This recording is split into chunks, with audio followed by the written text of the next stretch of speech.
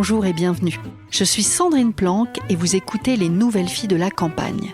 2 fois par mois, je vais à la rencontre de femmes qui, comme moi, ont changé de vie pour tenter l'aventure en ruralité. Ce qu'elles ont en commun ? Elles ont redoublé d'audace. Pourquoi ? Eh bien, en allant vivre à la campagne, et comme si ça n'était pas déjà un sacré défi, elles ont changé de métier, développé une nouvelle activité, un projet, une passion, voire adopté un nouveau mode de vie. Grâce à nos échanges, je vous révèle tout de leur arrivée en ruralité, de leur projet de départ, leur intention, de leur nouvelle vie qui les a transformées, de leur joie et par moments de leurs craintes. Je vous offre des témoignages motivants, rafraîchissants, qui vous feront, je l'espère, sourire, plaisir et peut-être vous donneront envie de sauter le pas ou simplement d'y réfléchir. Maintenant, je vous emmène dans ma campagne. Bonjour Claudine. Bonjour Sandrine. Ça va ? Ça va bien. Ça va mieux ? Comme un lundi matin avec le soleil, ouais, ça va mieux. Parce que tout à l'heure, elle m'a dit qu'elle était hyper stressée. Oui, comme avant un entretien d'embauche. Oui, mais c'est ça, effectivement. C'était un peu comme un entretien d'embauche. C'est un peu comme un entretien d'embauche. Comme toutes les nouvelles filles de la campagne, je pense que tu vas commencer par te présenter, nous dire qui tu es, de qui est composée ta famille éventuellement. Tu habites où ? Depuis combien de temps ? Et où est-on ce matin ? D'accord. Alors, je m'appelle Claudine, j'ai 53 ans, j'ai 2 grandes filles de 28 ans et 21 ans. Je vis avec mon mari depuis bientôt maintenant 30 ans. Ça passe, hein. J'habite à Saint-Pardoux-la-Rivière, dans un petit hameau qui fait partie de Saint-Pardoux-la-Rivière, qui est la Noujarède. Et là, on est dans mon arrière-boutique. Et cette boutique, qu'est-ce que tu y fais dans cette boutique ? Qu'est-ce que tu vends dans cette boutique ? Alors, dans ma petite boutique, au démarrage, c'était plus parti pour être une épicerie fine. Et au fil du temps, je m'aperçois que je travaille plus avec des producteurs locaux, des producteurs pas locaux aussi, mais que des gens que je choisis. Et c'est pas forcément de l'épicerie fine. Mais ici, comme j'aime dire, on peut manger, boire, se laver, faire le ménage. L'épicerie, elle est vraiment dans le bourg, juste en face de la poste, à côté de la mairie, donc vraiment dans le cœur du village, pas très loin de la place du marché, super bien située. Ok. Pourquoi m'avoir dit oui ? Pourquoi avoir eu envie de participer au podcast des Nouvelles Filles de la Campagne ? Alors déjà, je t'ai dit oui parce que je vais pas te mentir, j'ai été très flattée que tu rentres en contact avec moi déjà en premier. Quand on a un projet comme ça, toute seule qu'on porte, on est quand même flatté de l'intérêt qu'on a pour nous, même si j'étais vachement surprise. Après, ça m'a permis de découvrir le podcast parce que je connaissais pas du tout les podcasts, donc tu es ma première fois. Ça, c'est beau. C'est beau. Et en plus, je suis super contente parce que je suis très, très attachée au boulot des femmes, à ce qu'elles font. Même dans la boutique, je travaille avec beaucoup, beaucoup de femmes. Et c'est bien que tu les mettes en lumière, toutes ces femmes, parce qu'il y en a un paquet qui sont quand même vachement couillues. Et quand j'ai écouté tous ces podcasts... Comme je t'ai dit la première fois, je me trouve pas super légitime par rapport à tout ce qu'elles font. Elles me disent toutes ça. Toutes. Elles me disent toutes ça. Et oui, dis-moi. Et donc, je suis très, très fière de faire partie des Nouvelles Filles de la Campagne. Merci. J'ai une autre question, tiens. Est-ce qu'il y en a une ? Si tu devais en garder une, ça serait laquelle ?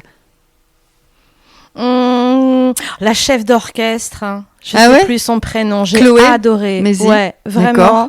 Pourquoi ? Parce que partir, revenir, s'investir comme ça sur son territoire et la culture, c'est quelque chose qui est pas forcément facile pour les gens qui sont à la campagne d'accéder, à quelqu'un qui a vraiment des très très belles compétences musicales et qui se donne. C'est même dommage qu'elle soit un peu loin pour moi, mais voilà, ça m'a plu. Puis voilà, parce que moi j'aime beaucoup la musique. D'accord. Mais après, il y en a plein d'autres. Elles sont toutes. J'ai pas tous les prénoms en tête, mais j'ai beaucoup aimé Lisa qui fait le miel. La dernière, je l'ai pas encore écoutée, c'est Sabrina qui est à Champ-Romain, voilà. pas loin d'ici. Mais je crois que je l'ai croisée à la boutique, Sabrina. D'accord. Quand j'ai peut-être. vu sa petite tête sur les réseaux, je crois que je l'ai déjà vue à la boutique. J'ai beaucoup aimé l'avant-dernier qui vient de Belgique ou de Suisse.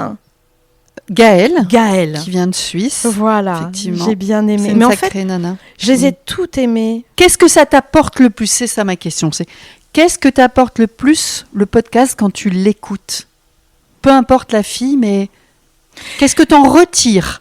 Beaucoup de bienveillance, beaucoup de gentillesse, de la positivité. Et leur point commun, c'est le partage, en fait. Vraiment, puis ça fait du bien. C'est des belles choses, c'est des belles histoires. Et c'est surtout des gens vrais et proches. Tu vois, tu peux aller les toucher. Ah oui, tu veux toucher les gens? Je veux toucher les gens. Très bien.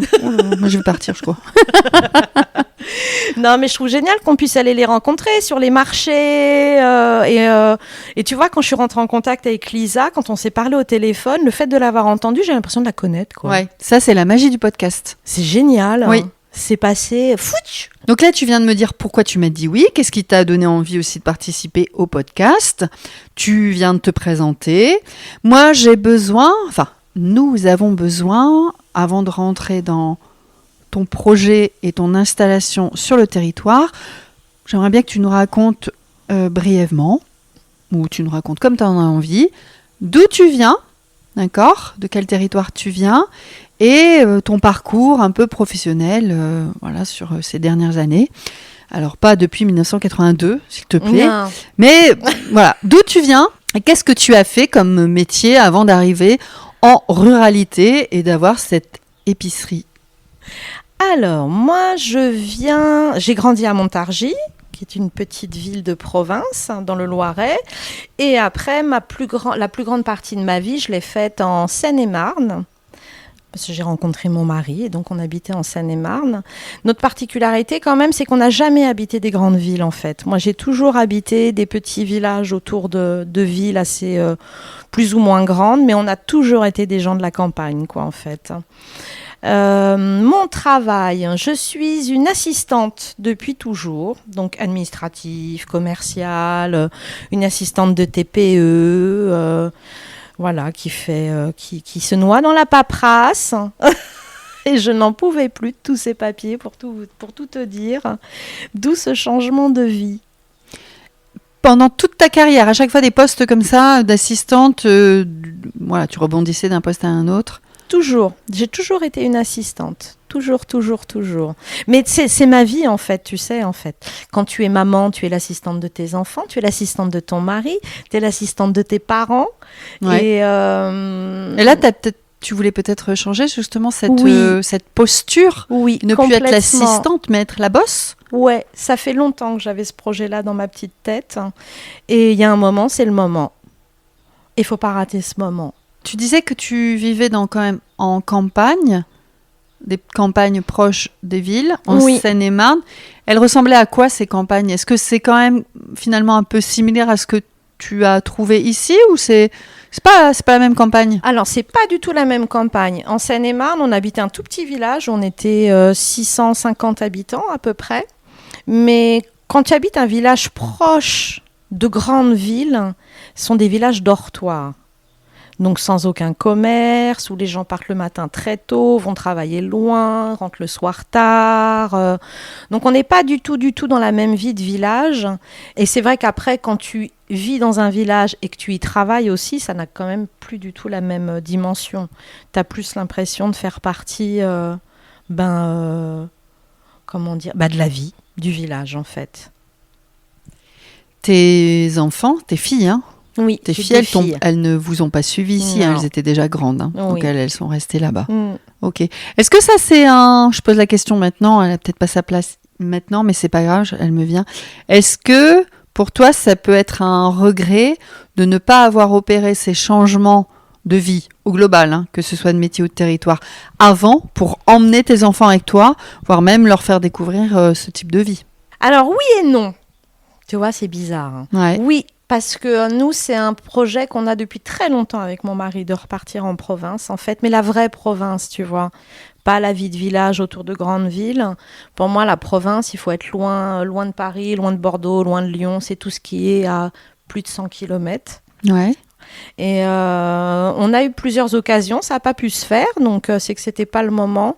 Mais je te cache pas, oui, c'est le seul bémol dans mon projet, c'est que j'ai pas mes filles avec moi. Et ça me manque terriblement. Mais la grande ne devrait tarder. Ouais. Ça veut dire à s'installer ici? Ouais.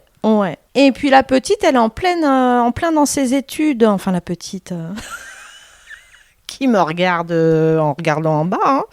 Mais elle est en plein dans ses études, donc elle aspire à voyager. Et pour me rassurer, elle m'a dit, t'inquiète, maman, quand vous serez vieux, je serai là. D'accord. Te vends du rêve, quoi. Voilà. Ça marche. Sur ta vie d'avant, est-ce que tu as envie de nous dire autre chose? Tu as dit que c'était un projet, vous aviez envie de vous rapprocher de la vraie campagne. Depuis combien de temps? Ah, mais moi, depuis que j'ai 20 ans, en fait. Donc, tu vois, ça fait longtemps maintenant. Hein. Et qu'est-ce qui peut empêcher une famille, une femme, de partir finalement?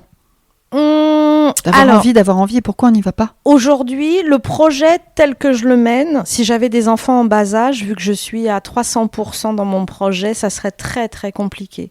Je sais pas je suis pas tellement dans la demi-mesure quand je fais quelque chose. Donc là, ça serait vraiment compliqué d'avoir des enfants à gérer au quotidien, etc. Donc j'ai été 300% maman, avec mon boulot à côté. Mais là, je suis vraiment clos. Toi? Moi. D'accord. C'est à mon tour. Ouais. C'est vraiment là, c'est ton moment, ta vie, ton projet. Oui. Et 300% pour toi. Oui. Donc finalement, ça c'est bien. Pas de regret là-dessus, non. Hormis bon timing. Les enfants, mais bon timing. Franchement, très très bon timing. Et en fait, moi le déclic, ça a été en 2018 à peu près. On a notre fille Eva qui est partie 1 an à Stuttgart faire sa seconde. Notre grande qui elle aussi est partie pendant un moment de la maison et on s'est retrouvés dans notre maison comme deux cons avec mon mari, j'ai pas d'autres mots hein, mais vraiment ça fait vraiment bizarre, tu sais, quand t'as une maison qui est remplie de vie, de cris, joyeux et pas joyeux des fois, de disputes, je vois la vie quoi, et tu te retrouves à deux, donc tu kiffes mais tu te dis là comme ça tout le temps ça va pas être possible quoi. Tu vois, tu te retrouves dans une certaine routine. Et retrouver du temps pour toi. Est-ce que tu n'aurais pas pu, finalement, en retrouvant du temps pour toi, te consacrer à 300% pour toi là-bas? J'avais plus envie là-bas, en fait. J'avais plus envie, trop proche de la ville, des gens vivant à la campagne, mais pas kiffant, en fait, la campagne. Je sais pas comment... Tu sais, c'est des gens qui aiment la campagne, mais qui veulent aucun des avantages de la campagne. D'accord. Comme quoi, un exemple? Devoir prendre sa voiture pour aller faire ses courses, être dérangé par le bruit des tondeuses. Des coques. Tu vois, ce genre de choses. Moi, j'aime vraiment... la vraie ruralité. La vraie ruralité, ouais. Et excuse-moi, du coup, je t'ai coupé, donc tu as parlé du déclic. Donc, les filles qui partent, vous vous retrouvez comme des cons. C'est ça? Alors, c'est pas vraiment le bon mot comme des cons. Si, tu l'as dit. Oui, je sais, je l'ai dit.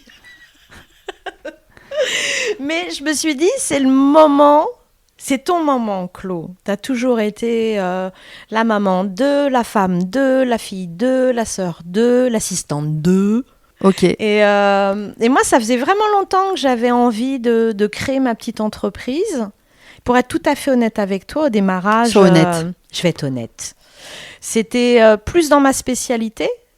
Tu vois, me mettre à mon compte dans tout ce qui pouvait être assistante. Ouais, tu l'aurais pu pour le les faire TPE, à distance. Le faire à distance, en tranquille. Digital, maintenant, c'est facile. Même chez moi, tu vois, de mon canapé. Moi, j'ai télétravaillé pendant des années, hein, donc bien D'accord. avant le Covid. C'est vrai? Oui, j'ai trop kiffé. Tu voulais être honnête, donc me dire que c'était pas forcément ça le projet de départ. Enfin, le projet, c'était pas forcément là où je suis, là, maintenant, le projet. Tu aurais pu être assistante de Oui. tout le monde à distance en venant vivre ici. Et alors, qu'est-ce qui s'est passé? J'avais plus envie d'être assise derrière un bureau, en fait. Ça commençait vraiment à me... Cet enfermement... Alors, je dis pas qu'après, là, je suis pas enfermée, hein, mais c'est pas la même chose. de devoir aussi composer toujours avec ce monde professionnel où je me retrouvais vraiment plus en fait. Hein. Moi j'ai un grand principe de vie, c'est soyons responsables sans se prendre au sérieux. Et aujourd'hui les gens se prennent trop au sérieux mais sont pas forcément responsables dans ce qu'ils font dans leur boulot. Et ça me collait plus en fait. Ça me collait plus. Donc il a fallu faire pif paf. Pouf. Pouf. Qu'est-ce que je peux faire ? Qu'est-ce que j'aime ? Qu'est-ce que j'aime dans la vie ? Quelles sont mes aspirations ? Et qu'est-ce que j'aime dans la vie ? J'aime manger, j'aime boire, j'aime les gens, j'aime discuter, j'aime écouter. Il me restait quoi ? Le commerce. Hein. En fait, ça a paru comme une évidence, tu vois. Je me suis dit, j'ai pas 36 000 solutions pour faire ce que j'ai envie de faire, quoi. Enfin, tout ce que j'aime. Parce que là, tu as 2 déclics, en fait. Ton histoire, elle est hyper intéressante, déjà, par ta maturité, hein. Ta maturité, pour pas dire ton grand âge, ta maturité et le fait d'expliquer que, voilà, le process avec les enfants, quand ils partent, etc. Donc ça, c'est hyper intéressant. Ça peut donner, le déclic à d'autres femmes de notre âge. Et tu as ce déclic. En même temps, est-ce que tu as le déclic de partir pour aller vers une vraie campagne ? Et le déclic de changer de boulot, tout ça se fait en même temps ? Ouais, c'est en même temps. Donc ça crée... Et la ménopause en même temps ou pas ? Non, pas du tout. En plus, mon corps, il a encore l'impression qu'il a 25 ans, pour tout te dire. Donc il me fatigue un peu. Parce que là, ça fait beaucoup de choses en même temps. Ouais, mais je suis pas dans la demi-mesure, tu sais. Et puis, pendant le Covid, en fait, ça a mûri. Et mon projet s'est affiné. Mais il s'est reaffiné après. Donc, premier projet, je vais être assistante. Non, finalement, je veux plus. Deuxième, il me semble, donc c'est cette petite vidéo que tu m'as partagée au début qu'on a commencé à converser sur les réseaux. Petite vidéo, il me semble bien, je vais le dire, hein, et puis tu rectifies si je me trompe, tu voulais avoir un commerce ambulant. Oui. C'est ça ? Oui. Donc un commerce ambulant, c'est une petite camionnette, estafette, là, qui parcourt les villages pour aller à la rencontre des gens et leur permettre d'acheter des produits. C'est ça ? Oui. On t'écoute. Vas-y. Donc dis-nous moi tout. Vraiment, oui, mon premier projet, je me voyais partir sur les routes avec ma petite camionnette, mes produits, ma musique, toujours la musique. Et puis m'installer dans les villages en proposant en même temps de l'assistance administrative quand même, parce que je sais que c'est pas évident pour les gens de faire des démarches, etc. Tu faisais la poste en même temps, quoi. Ouais, je faisais un peu France Service, tu sais. Et puis les rencontres ont fait que j'ai adapté mon projet aux personnes qui m'ont donné envie de me poser, en fait. Donc, encore, pirouette cacahuète, adaptation. Et est-ce qu'aussi, je mets les 2 pieds dans le plat, quand après tu as une connaissance du territoire ici et au vu des distances, est-ce que tu t'es pas dit aussi, waouh, ça va être chaud en termes de mobilité, de trajet et de budget gasoil, essence ou je ne sais quoi, parce que c'est un gros... je dirais que là, tu vois, c'est pareil. La rencontre que j'ai faite, j'en reparlerai après, mais sur Saint-Pardoux-la-Rivière, je pense qu'elle est arrivée aussi au bon moment parce que, comme tu dis, les frais de gasoil, tout a augmenté quand j'ai commencé à m'installer. Donc, ça a été le bien dans mon projet, en fait. Ouais, donc finalement, t'as pris le virage de ce nouveau projet avant de... Enfin, t'as eu cette opportunité, ce qui t'a fait... modifier ton projet ? Mon projet, oui. Adaptabilité. Très bien, madame. Très bien. Donc là, on est passé sur les déclics. Ouais, on a tout dit, je pense, sur les déclics. Oui. Déclics pour venir ici. Est-ce que tu aurais quand même pu... Tiens, j'ai une question. En fait, je pose plein de questions qui ne sont pas écrites. Est-ce que, même si tu n'avais pas eu de projet professionnel abouti, est-ce que tu aurais quand même déménager? Est-ce que toi et ton mari, vous seriez quand même venus vivre dans cet environnement sans projet pro? Oui, complètement. C'était plus fort alors? Le changement de territoire était plus fort que le changement de métier? Oui, vraiment un besoin de se retrouver, comme je te disais, dans la vraie campagne et puis proche de la forêt. Je crois que je suis une femme de la forêt. Maintenant que tu le dis, maintenant que je te regarde, c'est vrai. Non, ça me fait vraiment du bien. Les arbres, ce bruit, c'est calme. C'est bruyant et c'est calme en fait la forêt, tu vois. Parce qu'il y a toujours du bruit dans la forêt. Mais c'est jamais les mêmes bruits. Et puis les gens, quoi, ils sont tellement différents. Alors, qu'est-ce qu'il y a de différent, justement, sur les gens ? Ils sont loin de gros problèmes que peuvent générer toutes ces grandes agglomérations où les gens n'ont jamais le temps, ils courent tout le temps. Tu sais pas après quoi, mais ils courent tout le temps.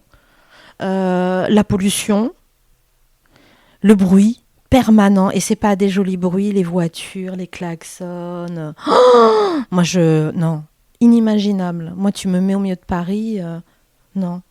D'ailleurs, la dernière fois que j'y suis allée, c'était pour mon projet. Je suis pas prête d'y retourner. Je t'écoute et j'ai perdu mon truc. Du fait que le changement de territoire était plus fort que le déclic, tu m'as dit les gens. Les gens sont vraiment très différents. Ouais. Voilà, on était parti là-dessus. Moi, je me demande aussi pourquoi vous avez choisi Saint-Pardoux-la-Rivière. Alors, quand on a réfléchi à ce projet avec mon mari, c'est pas compliqué, on a pris une carte de la France. Attention, ce projet de changement de territoire ou ce projet professionnel ? Ou les deux mixés ? Les deux mixés. On a pris une carte de la France, on a dit trop froid, trop machin, trop de monde, trop cher, trop près de la mer. Donc il nous restait vraiment une zone. Il restait Saint-Pardoux. Il restait une zone pas très grande en fait. On avait choisi la Dordogne, le Lot, la Corrèze, la Haute-Vienne, la Vienne et la Charente. Pour la forêt ? Alors la Charente, pas trop, parce que la Charente, c'était surtout parce qu'on avait des amis, des amis qui ont déménagé en Charente. Et on s'est dit tiens, pourquoi pas ? Et après, ils sont plus amis, donc... Si, toujours, mais la Charente, je suis désolée pour les Charentais, mais ça n'a pas été le coup de cœur pour moi, quoi. Et avec mon mari, on est arrivé du côté de Nontron, et ça a été... alors, ça va choquer les gens qui connaissent Nontron, hein, ouais. Mais moi, ça a été un coup de cœur. Pour moi, c'est une ville endormie. Ouais. Elle n'attend que le réveil. Comme la Belle au Bois dormant. Comme la Belle au Bois dormant. C'est vachement joli avec cette ville sur plusieurs niveaux. J'y suis jamais allée. Ces petites rues. Bon, après, voilà, oui, je sais, tous les commerces sont fermés, tout a été excentré, etc. Mais ça demande qu'à revivre. Et donc, avec mon mari, on a fait le Périgord vert en long, en large et en travers. Et donc, on s'est dit, ça sera ici. Et c'est là où j'ai attaqué avec ma petite vidéo, ma prospection des communautés de communes. Tu l'as encore cette vidéo ? Ah ouais, toujours. Ça serait rigolo qu'on la partage par rapport au projet. Ça a été quand même des sacrées crises de rire. Pour faire la vidéo ? Ah ouais, c'était avec ma fille, ma grande fille et sa meilleure amie. On a bien rigolé, quoi. Mais je vais reprendre l'expression que tu as dit tout à l'heure, c'était assez couillu aussi, cette petite vidéo. Ouais, c'est vrai, maintenant avec le recul, je me dis quand même, ouais, j'ai quand même osé. Mais je me suis mise à la place des personnes qui reçoivent tous les projets. Avant de dire ça, avant d'aller plus loin, est-ce que tu peux dire ce que c'est que cette vidéo ? Et pourquoi tu l'as faite ? Alors en fait, j'ai fait une vidéo de présentation de ma petite personne, de là où je vis, de qui je suis et de mon projet en fait. Et j'en parle dans mon jardin, dans la campagne d'où je viens. Et c'est un format qui m'a paru assez évident quand j'ai commencé à réfléchir à comment j'allais aborder... Parce que l'objectif avec cette vidéo, c'était d'interpeller les communautés de communes, les maires, pour leur présenter mon projet, en fait. J'ai fait mon... Et là, on était sur le commerce ambulant ? On était sur le commerce ambulant, ouais. D'accord. Et je suis assez contente parce que ça a bien fonctionné. Mais j'avais vraiment un peu peur au démarrage d'être pas prise au sérieux. Et je me suis rendu compte que ça a été tout le contraire, en fait. Bon, je te raconterai après quand même le coup de fil que j'avais eu de quelqu'un qui était mort de rire. On était sur Saint-Pardoux-la-Rivière. Mais Saint-Pardoux, si je ne me trompe pas, c'est aussi parce que le projet professionnel s'est déclenché rapidement. Oui, complètement. Voilà, avec une rencontre. Avec une rencontre. Tu veux nous en parler maintenant ? Ah, mais je veux bien. Allez, vas-y, on t'écoute là-dessus. Alors, donc ma petite vidéo, je l'ai envoyée à 5 communautés de communes, je crois à peu près de mémoire. Et la première communauté de communes qui m'a contactée, ça a été la communauté de communes du Périgord Nontronais. Thierry Pasquet, qui m'a contactée immédiatement, 10 minutes après. Oui. 10 minutes après la publication ? Oui. Je lui ai envoyé, 10 minutes après, il m'a appelé. J'étais au Stressée taquet. comme ce matin, tu vois. Je suis ah, Bon, t'as pas l'air très stressée, hein. Excuse-moi, mais... là, c'est dedans. Et donc Thierry m'a contacté, on a échangé par téléphone. Il avait peu de temps après un événement à la Maison de l'Aquitaine sur Paris qui s'appelle Oser le Périgord autrement. Il m'a dit j'y serai, venez, on se rencontre. En plus, à l'époque, toi, t'étais pas très loin. J'étais parce pas que très t'avais loin. pas encore déménagé. Oui. D'accord. Il a Donc, quand même t'as fallu que je osé prenne le le Périgord. train, le métro, tout ça, hein. Mhm. Donc je suis allée à Oser le Périgord autrement. J'invite d'ailleurs les porteurs de projets à se rapprocher de ces maisons comme ça. Là, c'est la Maison de l'Aquitaine sur Paris. Et c'est hyper intéressant parce qu'on rencontre des porteurs de projets. Donc ça permet d'échanger sur plein de choses, de se donner des tuyaux. Il y a aussi des élus. Donc ça aussi, c'est vachement important parce que s'ils viennent, ils viennent pas juste faire du tourisme sur Paris, hein, ils viennent vraiment pour aller à la rencontre de porteurs de projets, donc ils sont vraiment intéressés. Et donc là, ça a été... En fait, ils viennent chercher des profils et des projets Oui, pour complètement. repeupler notre belle ruralité. Oui. Nontron devrait y aller. Mais Nontron y va, puisque Ah ouais. c'est là où j'ai rencontré D'accord. Thierry. Il faut juste qu'il y ait plus de projets et Oui. de profils comme toi. Donc alors, vas-y, je te laisse continuer. Donc tu vas là-bas. Donc je rencontre Thierry Pasquet, j'ai rencontré aussi Valérie, alors que je dise pas de bêtises, Commun de Périgord Développement, qui elle aussi, non c'est Initiative Périgord, je sais plus lequel des deux, mais tu sais ils sont liés, il y en a un c'est pour les projets, l'autre c'est plus pour le financement, donc je sais plus de quel côté elle était elle, et elle d'ailleurs quand elle m'a contactée, je m'en souviendrai toujours, elle venait de regarder ma vidéo et je décroche mon téléphone et j'entends quelqu'un qui était mort de rire, mais quand je te dis mort de rire, elle rigolait encore de ma vidéo. Et en fait, c'est juste parce qu'elle avait été très, très surprise de ma manière de l'aborder, que c'était la première fois. Qu'elle reçoit ce type Oui. de contenu. Voilà. Enfin, cette démarche. Donc, j'étais contente parce que c'était un peu le but, tu vois, d'interpeller les Ouais, gens. de démarquer, de faire autre chose Un de peu différent. Un peu différent. Et puis, je trouve que c'est bien le format vidéo. Ça permet déjà, bah voilà, on voit ta tête, qui tu es. Ça dépend pour qui. Hein. Ouais. Des fois, ça peut servir, des fois, ça peut desservir. Mais pour ça, il y a le podcast. Il y a le On podcast, c'est pas t'entend, on te mal. voit pas. Des fois, c'est Oui. mieux. Oui, ça peut être pas mal aussi. C'est tout le matin de bonne heure. Et donc, je les ai rencontrés sur Paris. Et puis, Thierry m'a parlé de la commune de Saint-Pardoux-la-Rivière. Il m'a mis en relation avec Madame la maire. J'aime bien dire Madame la maire. On dit Madame la maire ou Madame le maire? Alors, ici, elle s'en fiche un petit peu. Mais moi, j'aime bien dire Madame la maire. D'accord. La maman de Saint-Pardoux, la maman, rivière. c'est la chef du village. Ouais, comme dans Astérix Obélix. Voilà, moi, Très j'aime bien l'appeler comme ça, la chef du village. Ok. Et donc, c'est comme ça que ça s'est fait. Donc, ça s'est fait hyper rapidement. Hyper rapidement. Vraiment, c'est pour ça quand je te dis, quand c'est le moment, c'est le moment. Donc là, c'était le moment. C'était le moment parce qu'on avait mis notre maison en vente au mois d'août.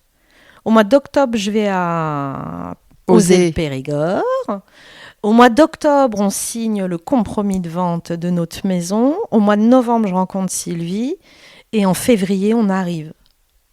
C'est incroyable quand même. Paf, pouf. Ok. Mais c'est bien. Ça évite de trop se poser de questions. J'allais tu te vois. dire en même temps, ça évite de trop réfléchir. Et pour moi, c'est bien quand ça va vite. Parce que c'était bien mûri avant, tu vois, c'est pas le truc qu'on a choisi comme ça sur un coup de tête. Moi, dans ma tête, il y avait plein de choses qui étaient déjà préparées, que j'avais réfléchi, même si après, t'as beau y réfléchir, il y a plein de choses qui changent, en fait. Oui, bien sûr. Mais après, quand les choses s'enchaînent, ça te permet d'avoir moins peur et de moins poser de questions. C'est marrant parce que justement, j'allais te dire, est-ce que tout d'un coup, t'as pas eu peur à un moment donné? Tu vois, pour les femmes là qui nous écoutent et qui pourraient avoir des intentions comme les tiennes, est-ce que quand ça s'est mis en place assez rapidement, est-ce que tout d'un coup, t'as pas eu peur? Tu t'es dit, non mais finalement, qu'est-ce que je fais? Non, parce que j'étais hyper contente de ce projet, en fait. Et puis, quand tu es dans l'action, la peur, c'est un moteur. C'est pas un frein. C'est souvent ce que j'explique à mes filles. quand elles me disent ouais j'ai peur, non c'est pas la peur, ça va être de l'appréhension. La peur, c'est voilà, tu peux avoir peur en voiture parce que tu as eu un accident, ça c'est de la peur. Mais là c'est de l'appréhension, c'est un bon stress, hein. C'est moteur. Ouais, c'est driver. Enfin, il faut passer une étape quand même, hein, non? Tu penses pas, il n'y a pas un petit truc quand même à... J'étais prête en fait. Ok. J'étais prête. Et puis je me suis toujours dit, au pire des cas, je joue pas ma vie. Tu vois ce que je veux dire? Oui, oui, je comprends très bien. C'est pas une opération à cœur ouvert. La vie de personne en dépend.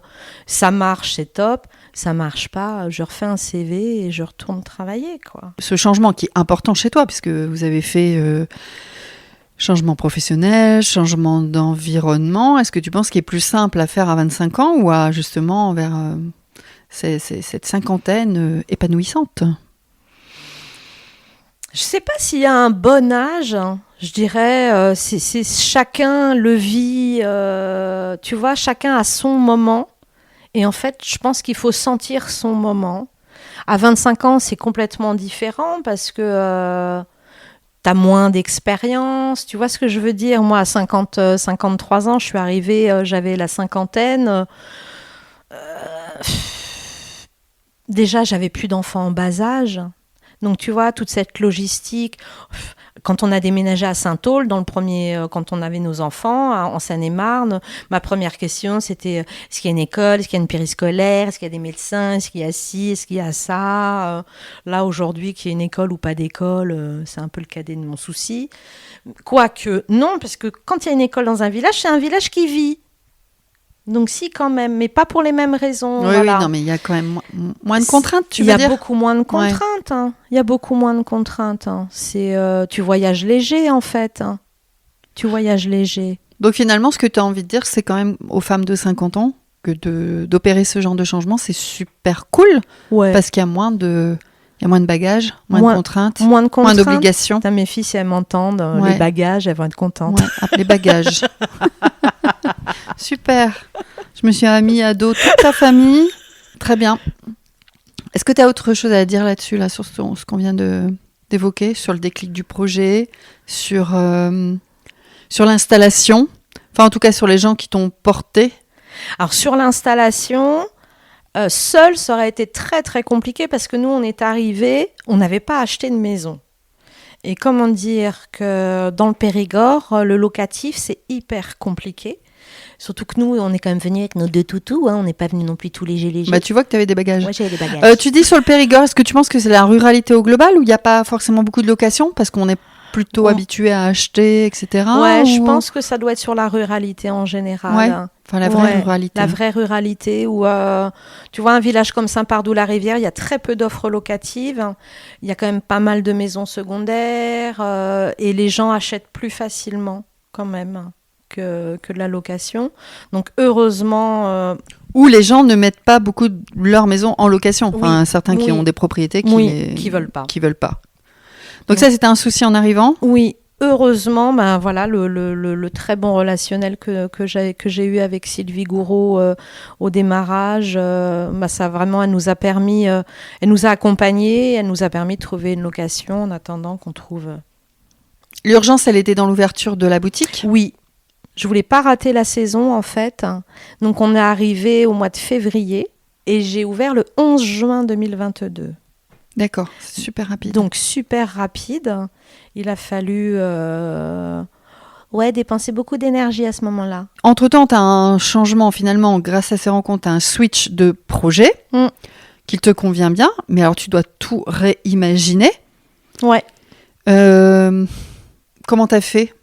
Concrètement, comment tu as fait en disant, bah voilà, donc je vais avoir une épicerie, je veux des produits locaux, je veux vendre des bonnes choses, etc., etc. Là, tu fais comment? Concrètement, comment tu fais? C'est qui, par exemple, la première personne que tu as rencontrée pour vendre des produits dans ta boutique? Voilà, je veux un peu savoir ça. Tu as 2 minutes. Alors, 2 minutes. Hop. Alors déjà, la boutique, quand je l'ai visitée, je me suis dit top. Franchement, j'ai aimé les poutres, les pierres. Je me suis dit ça me plaît bien. C'était une belle boutique traversante, donc j'arrivais bien à me projeter dedans. Et ça, c'est vachement important. Enfin, pour moi, quand je rentre dans un lieu, de me sentir Voilà, à ma place, comme j'aime dire. Et puis après, je me suis amusée à faire comme les carnets de Julie un peu, tu vois. Je disais en déconnant, qu'est-ce que tu veux faire plus tard? Moi, je vais faire Julie, parce que j'adore son émission. Écoute, c'est quand même le kiff, hein. Elle fait que manger et boire. Ouais, et elle est même pas grosse. En plus, ça énerve. Ouais, moi, je l'aime pas. Jalouse. Donc, ma première démarche, écoute, ça a été d'aller à la rencontre des producteurs. Parce que je tenais mais sans vraiment... connaître le territoire, puisque là, tu t'es à peine arrivé, sans connaître le territoire, comment tu fais? Alors, je fais avec avec Sylvie, pareil, qui me donne quand même quelques contacts. Tu l'as adoptée, Sylvie, ou quoi? Ouais, je l'ai adoptée. Sylvie par-ci, Sylvie par-là. Mais non, mais c'est aussi pour dire que c'est important d'être accompagné par quelqu'un du cru quand t'arrives. Enfin, moi, je reste persuadée que ça te facilite la vie, ils connaissent le territoire. En plus, voilà, c'est la mère de la commune, ancienne commerçante. Donc, tu vois, il y a plein de choses où elle a pu m'épauler, me guider et me rassurer. Et ça a dû certainement aussi t'aider à aller plus vite. Oui. Non ? Plus vite, ouais. Après, j'ai pris, comme tout un chacun, Internet. Et sur Internet... Il y a Internet à Saint-Père-de-la-Rivière. C'est bien, voilà. Donc, tous les les gens on a qui la nous entendent, fibre. il y a Internet à la campagne.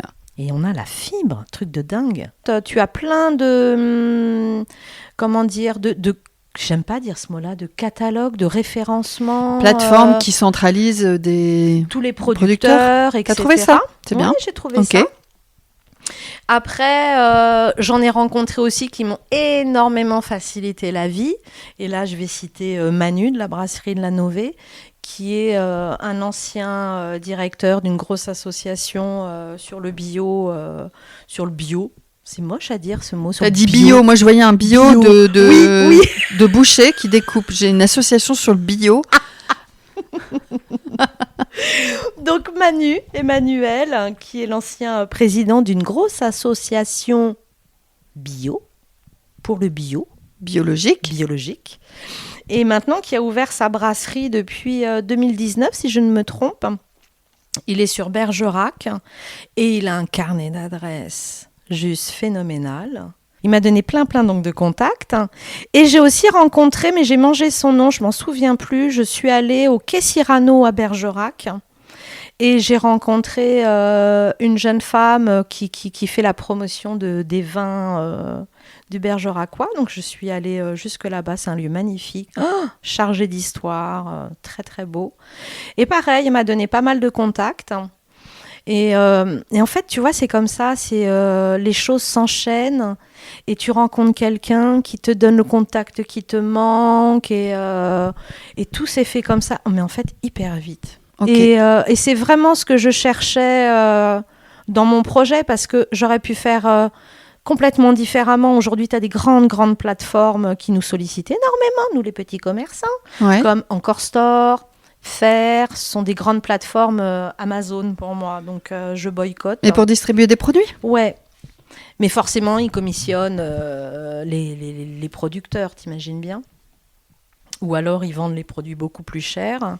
Donc, j'ai vraiment pris un plaisir fou à aller les visiter. À rencontrer, à voir leur production. Donc, c'est comme ça que tu fonctionnes. Hein. Aujourd'hui, tu déniches des pépites de producteurs. Ou ils viennent à moi. D'artisans, maintenant, en plus, etc. je suis super contente. Maintenant, ils viennent à toi. Ouais. Puis alors, après le podcast, mais ça va être incroyable. In the world. Ah, mais je comprends. Il y a donc cette rencontre humaine et après, tu goûtes tous les produits ? Tout. Donc, j'ai pris 10 kilos en 2 ans. C'est bien. Il y a avant et après. Il y a la clo au début et la clo après. Mais je goûte tout, ouais. C'est important pour moi de donner mon avis. Puis c'est toujours dans le partage, en fait. Et puis, je pense que quand tu vends quelque chose qui se mange, c'est important de l'avoir goûté, quoi. Alors, si on reprend le fil de cette trame de conversation qu'on n'a absolument pas suivie, mais c'est pas grave, on a déjà pas mal parlé de choses. Alors, j'ai une question hyper importante. Alors, quels ont été ou quel a été le plus grand ou les plus grands défis que tu aurais pu rencontrer lors de ce changement de vie ? Donc, je parle de la globalité de ton changement de vie. Le plus grand défi rencontré, c'est avec moi-même, en fait. Avoir confiance en moi, en mon projet. Et alors Alors je dirais pas aller jusqu'au bout parce que je suis quelqu'un qui va toujours au bout, toujours. J'aime pas les demi-teintes. Les demi-teintes, soit c'est un échec, mais c'est pas un demi-échec. Tu vois ce que je veux dire? Une réussite, mais pas une demi-réussite. Et comme j'ai toujours été, comme je te disais tout à l'heure, un peu une numéro 2, tu sais, celle qui est là et qui assiste. Le plus difficile pour moi, ça a été de m'assister moi-même. Je sais pas, c'est pas évident à expliquer en fait, mais c'est faire tout ce que je faisais pour les autres, le faire aussi bien pour moi. Donc le plus grand défi, c'était par rapport à toi au départ. Ouais, moi avec moi. Est-ce qu'il y a eu une bonne ou une mauvaise surprise en arrivant en ruralité? Est-ce que par exemple, parce que voilà, ça fait des années que tu voulais vivre dans la vraie campagne, tu arrives ici, tu réalises ce rêve, ce projet. Est-ce qu'à un moment donné, quand même, tu te rends compte de certaines choses que tu n'avais pas forcément imaginées, en bon ou en mauvais? Ou un exemple pour les deux? J'ai pas vraiment de mauvaises choses sur la ruralité, parce que comme je te disais, nous, on a toujours habité dans les petits villages. Alors pour moi, Saint-Pardoux, c'est juste la classe, quoi, parce qu'on a un boucher charcutier, une boulangerie, une pharmacie, des médecins, une grande surface. Donc, tout ce que j'ai jamais eu, vraiment, moi, quand je vivais dans mes petits villages, on était obligé de prendre la voiture pour chercher juste du pain. Après, la bonne surprise, ce qui me plaît ici, c'est qu'on est plein de pas d'ici. Et c'est ce mélange, ce brassage. Ce que j'aime vraiment dans la boutique, quand j'ai par exemple une petite mamie bien du cru qui va rencontrer un grand gaillard avec ses dreads, tu sais, qui rentre dans la boutique et qui se regarde un peu comme ça, et puis qui finissent par papoter, et puis à échanger, et puis donc c'est... Non, je trouve que c'est plutôt positif. On est plein de gens pas d'ici, en fait. Des gens qui arrivent avec des nouveaux projets. Mais un nouveau projet, c'est pas... comment dire ? C'est pas pour effacer tout ce qui est existant déjà dans le village. C'est du plus. C'est moi ce que j'ai vraiment remarqué sur Saint-Pardoux-la-Rivière, c'est il y a beaucoup de jeunes, qu'on les voit peu. Maintenant, j'arrive à les voir parce que, voilà, dans ma petite boutique, maintenant, je fais aussi relais colis. Et donc, ils sont très consommateurs sur Internet, etc. Donc, je les vois, je discute avec eux et je leur dis, mais pourquoi on ne vous voit pas dans les manifestations, quoi ? Pourquoi on ne vous voit pas forcément dans nos commerces ? Et en discutant avec eux, bah, voilà, la réponse est claire. Il n'y a pas la réponse à ce qu'ils attendent, à leurs envies. Par rapport à leur âge. Par rapport à leur âge. Tu parles quoi, des jeunes de 20 ans ? Pas forcément les jeunes de 20 ans, je dirais pour moi les jeunes de 20 à 45, quoi. 20 à 45 ans, ici sur le territoire, tu les vois pas dans les petits événements, les fêtes? On les voit pas beaucoup, non. Ah ouais ? Mais après, je les comprends. Est-ce que c'est pas parce que c'est aussi des tranches d'âge avec encore des enfants ? Peut-être moins disponibles ? Alors, moins disponibles, mais je pense aussi qu'il va falloir adapter certaines choses à leurs problématiques, quoi. Comme quoi ? Ne serait-ce que dans les animations, moi c'est ce que j'arrête pas de dire aux assos, quand on est retraité, il y a plein de choses à faire. Et il n'y a pas que des retraités sur le territoire. Et surtout si on veut faire venir des jeunes. Voilà, donc il faut vraiment réussir à composer avec tous ces visages qui composent le village en fait. Tu peux pas mettre les uns et les autres de côté, quoi. C'est génial hein, de faire plein de choses pour les papis, les mamies. Moi, je trouve ça top. Hein. Tiens, voilà, moi, j'ai ma maman qui est arrivée, donc je vais pas cracher dans la soupe, comme on dit, mais je trouve que ça manque. On a quand même une chance aussi sur Saint-Pardoux-la-Rivière, on a une médiathèque, tu vois, qui fait aussi plein de choses pour les jeunes, pour les enfants. Mais petit, il y a, mais après, je trouve que pour la tranche à partir des ados, ça devient compliqué. Après, c'est une tranche aussi d'âge qui aime l'euphorie de la ville, etc., etc., tu vois. Est-ce que vraiment la ruralité, elle peut apporter une réponse à cette tranche d'âge-là ? Ouais, moi je pense, parce que tu vois, quand je vois des animations où ils sont là, alors franchement, ils peuvent pas venir à toutes les animations parce que je comprends aussi, hein, ils ont besoin de soif, de découverte, de monde, de bars, etc. Et De modernité de aussi. modernité, je le conçois complètement. Mais quand ils sont aux manifestations, tu vois, il y a pas longtemps, il y a eu la fête de la bière. Hein, ils étaient contents, ils étaient là. Donc en fait, je pense vraiment qu'il faut créer quelques événements pour leur donner envie de rester. Comment ton nouveau mode de vie a pu influencer ton quotidien? Donc quand je dis ton nouveau mode de vie, c'est là où tu habites aujourd'hui et ton nouveau métier. Ah, ça l'a modifié à 300% en fait, parce que je suis responsable de tout. Non pas qu'avant je l'étais pas hein, dans ce que je faisais, mais là, tout dépend de moi en fait. C'est-à-dire que, tu vois, il y a pas longtemps, j'avais très très mal au dos, t'as pas le choix, quoi. Hein. Il faut y aller, il faut quand même que tu sois là, que tu aies le sourire. Ça me demande... j'ai des journées à rallonge, parce qu'en plus, je suis hyper exigeante. Donc ça aussi, il faut que je me détende un petit peu avec moi-même. Ça me fera un peu de vacances. Et je m'attendais... Alors, je savais que ça allait me prendre énormément de temps. Mais en fait, c'est encore plus que ce que je pouvais imaginer. Je dors en pensant à ma boutique, je vis boutique, ça me prend 99% de ma tête en fait. Après je kiffe, hein. Je me doute par contre que ça doit être compliqué pour mon mari, pour mes filles. Ils sont très patients. Voilà, ils savent que pour moi, c'est hyper important. Je me laisse encore une année très comme ça parce que je veux finir de mettre en place tout ce que je veux faire dans mon projet, dont la petite pièce là où nous sommes. Parce que voilà, j'ai pas encore fini de concrétiser mon projet jusqu'au bout. Et puis après, je sais que j'aurai encore d'autres idées, donc en fait, ça sera jamais fini.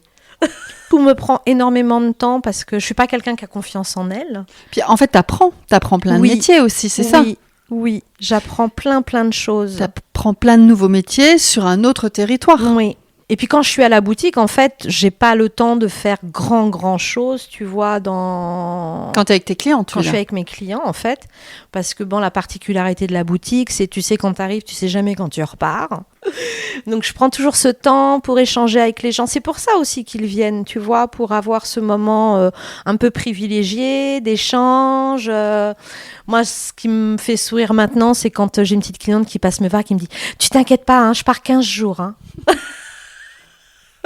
Parce qu'elles le savent, je vais m'inquiéter. Enfin, m'inquiéter, c'est un bien grand mot. Non, mais il y a beaucoup de liens. Est-ce que ça, c'est pas propre à la vie à la campagne, toi? Et est-ce que la campagne favorise pas quand même La campagne favorise, mais je pense que je suis comme ça.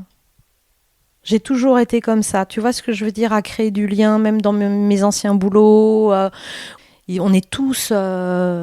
dans le même bateau, on a tous besoin des uns, des autres. Et ça y est, j'ai encore perdu le début de la question. C'était quoi la question? Je sais pas. Si le nouveau... Ouais, en fait, je te demandais comment ton projet avait influencé ton quotidien. Donc là, tu es en train de nous dire qu'aujourd'hui, ce projet prend énormément de place dans ta vie. Oui. C'est pas grave, c'est aussi un passage. C'est normal, ça fait 2 ans, tu vois. J'ai eu 2 ans le 11 juin. J'aime bien dire ça. Ok. Mais malgré tout, tu reviendras pas en arrière? Jamais. T'as vu? Jamais. Ouais. J'ai fait les yeux, ils me voyaient pas, hein, mais non, jamais. Je suis trop contente. Je me lève... pour la première fois de ma vie, il n'y a pas un matin où j'ai pas eu envie. Ah ouais? Tu vois? Ouais. Pas un matin, pas un jour. Et ça n'a pas de prix. Ça n'a pas de prix d'être contente de ce que tu fais, d'être heureuse de te lever, d'avoir toujours des idées. Alors, des fois, je me freine parce que je m'auto-fatigue. Hein. Ouais, t'es fatigante. Ouais, je te jure, je suis fatigante. À peine fini, tu repars sur autre chose. Ouais. Non, il faut se canaliser au bout d'un moment, sinon tu t'auto-épuises. Puis maintenant, mon corps, il parle. Hein, tu vois, il se coince. Ton entourage, il est OK avec ça? Pas que tu te coinces, hein, mais que voilà, c'est tout cet investissement physique et mental dans tes projets. Je pense que, je pense pas, je suis même sûre que ce soit mon mari et mes filles, ils sont super contents parce que le masculin l'emporte, donc je dis ils. Ils sont super contents pour moi et surtout, je pense à un truc, c'est ma fille Eva, la deuxième, qui m'a fait une lettre pour la fête des mamans. Dis pas tout de suite, tu me le diras tout à l'heure. D'accord. Bon. Mais oui, je pense que tout le monde est content et fier. Là, je mettrai les violons. Est-ce que tu veux parler de la notion de l'argent ou pas ? Bon, moi, ça me dérange pas. Alors, je voulais parler un peu d'argent parce on m'a déjà parlé, voilà, des auditrices ou des éditeurs me parlaient d'argent parce que voilà, il y a toutes ces filles, ces femmes qui entreprennent ces super projets. Mais il y a aussi, et derrière, comment ça se passe par rapport à l'argent. Alors, plusieurs choses. Alors, je te demande pas de me dérouler ton business plan, hein, c'est pas ça du tout. Aujourd'hui, est-ce que ton activité te permet de vivre ta vie pleinement heureuse, de t'assumer financièrement, ou c'est pas encore le cas ? Comment ça se passe ? Alors non, c'est pas encore le cas. J'arrive à me verser un rikiki salaire, mais pas encore. J'ai même pas encore atteint le SMIC, tu vois. L'avantage qu'on a avec mon mari, on a vendu notre maison en Seine-et-Marne. On avait encore beaucoup d'années à payer, donc on n'est pas parti avec the super pactole. Hein. Des fois, les gens ils s'imaginent qu'on est arrivé ici avec 400 000 € en poche, tu vois, tranquillou, bilou. Donc on est parti avec un petit peu d'avance et heureusement, on va pas se voiler la face. Hein, ça aurait été différent. Mon mari, il aurait fallu qu'il se mette tout de suite à retrouver du travail. Là, lui, ça lui a permis aussi de recréer son activité à côté. Et ouais, l'argent fait pas le bonheur, mais ça, c'est les riches qui te le disent. Hein. On en a quand même besoin d'argent, ne serait-ce que pour pouvoir vivre son quotidien et payer ses factures. Donc, c'est vachement important.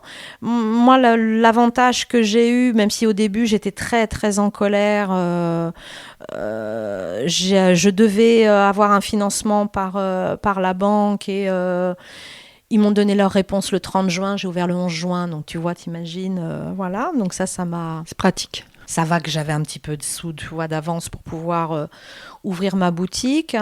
Après, tu as des aides qui peuvent être faites aussi avec Périgord Développement, pas mal d'autres associations. Heureusement, je dirais, aujourd'hui, j'ai pas fait appel à eux, même si ça a été pendant un moment envisagé. J'ai fait ce choix avec mon mari d'imputer une somme d'argent pour la boutique, ce qui me permet aujourd'hui d'avoir aucun crédit sur la boutique. Tu vois ce que je veux dire ? Ça change vraiment mon quotidien. Oui. Hormis mon loyer, les charges fixes de la boutique, j'ai pas en plus. Ouais. Ce qui veut dire que si demain, et je ne te l'espère pas, tu es obligé de changer de projet, t'as pas il n'y a pas de lourdes conséquences derrière. Non. Et c'est vrai que moralement, ça change tout, quoi. Ça c'est moins lourd tout. sur tes moins épaules. Lourd. Tout ce qui est dans la boutique m'appartient, le mobilier, tu vois, tout est... Oui, je comprends. C'est demain, il y a un coup dur, je ferme, je paye mon loyer, ma dernière facture d'EDF et je rentre chez moi, quoi. Très bien. C'est une bonne perception du système et ça peut aussi en inspirer certaines, de se dire de fonctionner de cette manière. Des fois, après, certains ont privilégié en premier le choix d'acheter leur maison. Tu vois, nous, on est restés 2 ans en location quand même, mine de rien. C'est vraiment un choix, alors certains diront stratégique. Moi, je dirais pas stratégique. Chacun fait comme à l'instinct, en fait. La nature aujourd'hui dans ta vie, elle joue quel rôle ? Notre environnement, alors même s'il y avait de la forêt avant dans ton ancienne vie, ici je pense qu'il y en a encore plus, ou elle est différente. Enfin, qu'est-ce qui te plaît dans l'environnement du Périgord ? La nature qui t'entoure ? En fait, j'adore quand je vais d'un point A à un point B, moi j'adore me perdre, en fait. C'est trop joli. Et moi, c'est mon mot, c'est joli. Vraiment. T'es flippante quand tu dis ça. C'est tellement beau. Moi, il y a des endroits, j'y passe juste parce que je kiffe l'endroit. Même en faisant un détour. Hein. Même en faisant un détour. Moi aussi. La nature m'émeut énormément. C'est-à-dire que moi, j'arrive à pleurer devant juste un panorama, quoi. Tu vois, Non, c'est beau, quoi. C'est apaisant. C'est un médicament. Qu'est-ce qu'elle a de différent, la nature ici, par rapport à d'autres endroits que tu connais en France? Déjà, elle est vachement loin de la civilisation. Tu vois, on n'est pas pollué visuellement par des grands poteaux Des 4x3, même des 4x3. Ouais, tout ce qui va être les grands panneaux publicitaires, c'est reposant. Mais je pense que les gens qui habitent ici depuis longtemps ne s'en rendent même pas compte. Oui, ils s'en rendent plus compte. Oui, ils s'en rendent plus compte. Et je leur dis souvent, mais allez faire un tour sur l'autoroute. Tu sais, en déconnant, c'est pour leur dire, allez dans une grande ville et revenez. Vous allez voir, c'est bien. Tu vas d'un point A à un point B. La seule chose qui peut te retarder, ça va être un tracteur, des vélos. Une biche. Une biche. Un sanglier. Franchement, les embouteillages, il n'y en a pas, quoi. Il n'y en a pas. C'est un bonheur. Et là, aujourd'hui, dans le rythme que j'ai, tu vois, la seule chose qui me manque, c'est de ne plus faire mes balades du matin. Est-ce qu'il y a une chose à laquelle tu ne renoncerais plus depuis que tu es ici? Mon lieu de vie. Donc, tu as l'habitation que tu viens d'acheter, là? Oui. D'accord. Pourquoi? Après, pas forcément l'habitation que je viens d'acheter, parce que c'est pas la maison de nos rêves. Si l'environnement. Mais l'environnement. Pourquoi? Voilà. Pour tout ce qu'on a pu dire tout à l'heure, en fait, pour tous ces paysages waouh, pour cette nature qui nous fait du bien, qui nous apaise, pour les gens aussi, parce qu'il y a vraiment, vraiment plein de jolies rencontres. Et est-ce qu'il y a une chose quand même qui te manque de ta vie d'avant, hormis tes enfants? Parce que j'ai vu mes yeux, hein. C'est la seule chose qui venait en fait. Voilà, non, mais hormis tes filles qui sont pas tout à côté pour le moment, est-ce qu'il y a Non. Rien. Jamais. Non, parce que nos amis viennent. Au lieu de passer une soirée, c'est 3 jours, une semaine, voilà. Non. Ok, très bien. On va arriver sur les questions hautement philosophiques. Avec le recul, qu'est-ce que tu penses de votre décision de changement de vie? Ce que j'en pense, je suis super fière de nous. Voilà, je suis très très heureuse pour nous. Et je pense que c'est qu'un début. Tu vois ce que je veux dire? C'est pas parce qu'on arrive là avec la cinquantaine que... je me dis pas, allez, j'ai 10 ans à faire ça, et puis après, c'est la retraite, quoi. Non, moi, j'ai plein d'envie, j'ai toujours plein d'envie, je dirais encore plus maintenant qu'on est ici que avant. Tu sais, il y a plein de choses qui s'ouvrent à toi. Le champ des possibles. Ouais, le champ des possibles. Là, c'est une petite partie plutôt sur toi. Est-ce qu'il y a un film, un livre que tu adores, que tu voudrais partager aux nouvelles filles de la campagne? Un livre que j'adore, c'est mon amie Rachel qui me l'avait offert. C'est pas Mabrouk. Et quand elle me l'a offert, elle m'a dit, tu le lis comme tu veux, comme une histoire vraie, comme un parcours ou comme un roman. Et c'est Message des hommes vrais au monde des mutants. Et je l'ai noté parce que là, ma petite tête... Alors, qui a écrit ce livre? Et c'est... Hop. Pardon pour le bruit des feuilles. Hein. C'est pas grave, c'est la vraie vie. Oui, c'est la vraie vie. On existe en vrai, nous. Il y a une feuille blanche. Il faut juste qu'elle trouve la feuille. Hop. Marlo Morgan. Répète le titre. Message des hommes vrais au monde des mutants. Et pourquoi tu veux partager ce livre? Parce que pour moi, ça a été une jolie balade. Je l'ai avalé, en fait. Je l'ai englouti en 2 jours. Tellement l'histoire m'a emmenée, tellement... Alors, je vais pas dire que je me suis retrouvée, mais ça a juste... Ça parle de quoi? C'est... en 2 mots. En 2 mots, une docteure américaine qui part en Australie à la rencontre de nomades, et elle pense passer la journée et elle y reste des mois. Et c'est tout son voyage initiatique avec eux. 3 petits points. Ouais. Ok, donc ça c'est ta recommandation. Alors, dis-moi, on est sur les dernières. Pour balayer les idées reçues sur la vie en ruralité, en campagne, ou sur les femmes qui y vivent, qu'est-ce que tu as envie de nous dire? Moi, je trouve que souvent, la ruralité rime avec solitude, alors que pas du tout. Je trouve qu'au contraire, il y a vachement plus de liens en ruralité que dans les grandes villes. Enfin, du vrai lien. Voilà, du lien de solidarité, il y a beaucoup de gentillesse. Quand tu es en galère, t'as vite un copain qui connaît un copain d'un copain d'un copain qui arrive avec son tracteur ou son machin ou son truc pour te sauver la mise. Voir la vie. Voir la vie. Non, je trouve que la ruralité, elle a vachement changé. Elle s'adapte énormément, ne serait-ce que par l'accès, tu vois, comme on déconnait tout à l'heure, avec Internet, avec la fibre. Moi, je vois aujourd'hui beaucoup de gens qui sont en télétravail, qui ont des postes sur Paris, sur Lyon, sur Bordeaux, mais qui vivent à Saint-Pardoux-la-Rivière ou les villages autour. Dis-moi ce dont tu es la plus fière ou la plus heureuse depuis toute cette transformation de vie. La plus fière, c'est les mots gentils que peuvent me dire les gens à la boutique. Voilà, c'est vraiment où ça me rend fière parce que c'est vraiment un endroit comme ça que j'avais envie de créer. Pas un endroit. C'est pour ça que l'épicerie fine me gêne, tu vois. L'épicerie fine, socialement, ça enlève des gens. Et je ne voulais surtout pas ça. Et je pense que maintenant, les gens ont commencé à comprendre que c'était pas que ça, l'épicerie. Et ouais, tous ces mots gentils, les échanges que je peux avoir, les rigolades, les pleurs aussi parfois, parce que j'ai des personnes où on est vraiment dans de la confidence de vie, tu vois, et ça... Il y a des vies ouais, qui sont dures. Mais ça me rend vachement fière.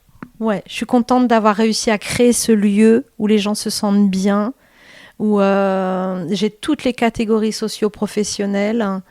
Je commence à avoir un peu plus d'hommes. Donc c'est ça dont tu es la plus heureuse. Oui. Ça marche. Dis-moi, tu voulais en parler tout à l'heure, mais je me suis dit, il faut le garder pour la fin.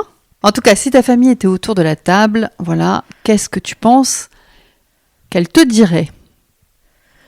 Alors, déjà, je veux juste faire une toute petite précision parce que c'est vrai que je ne l'ai pas faite au début, mais dans mon projet, que ce soit mes filles ou mon mari, chacun a fait quelque chose dans mon projet. Bon, mon mari, c'est énorme, hein, puisque c'est lui qui a fait tous les meubles, l'enseigne, etc. Tout ce qu'on voit, c'est lui. Jenny, ma grande, celle qui m'a fait les dessins de mes coquelicots, celle qui m'a dessiné ma petite fée, celle qui m'aide aussi quand il y a des jolies photos et des jolis films sur mes réseaux, c'est elle. Quand c'est moche, c'est moi. Et Eva, ma deuxième fille, qui va, elle, réaliser mon site internet. Donc, j'avais vraiment aussi envie que tout le monde soit impliqué dans ce projet. Ok. Et alors, qu'est-ce qu'elle te dirait aujourd'hui ? Alors, mes filles sont hyper fières.